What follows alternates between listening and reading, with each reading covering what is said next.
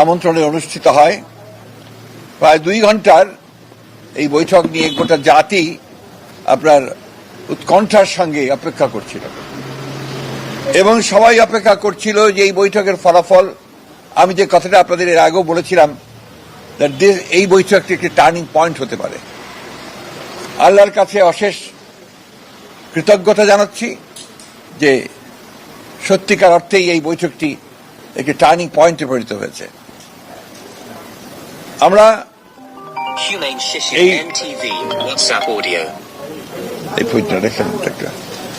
আমরা লক্ষ্য করলাম যে বৈঠকটির পরেই একটা যৌথ আপনার প্রেস রিলিজ দেওয়া হয়েছে, ইশতেহার বলবো, একটা যৌথ ঘোষণা দেওয়া হয়েছে।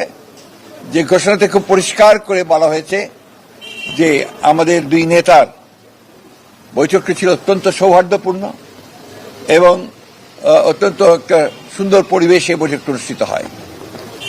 এবং যে বিষয়গুলো আলোচনা হয়েছে তার মধ্যে প্রধান ছিল যে নির্বাচন ইস্যু।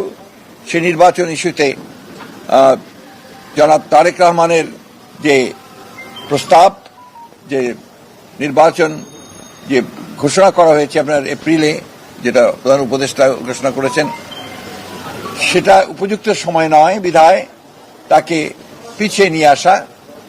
এবং সেই ক্ষেত্রে আমরা অত্যন্ত আনন্দের সঙ্গে, কোনো জাতি আনন্দের সঙ্গে লক্ষ্য করলো যে আপনার এইটাতে প্রধান উপদেষ্টা সম্মত হয়েছেন এবং তারা ফেব্রুয়ারির মাঝামাঝি সময়ে নির্বাচনের সময়সীমা নির্ধারণ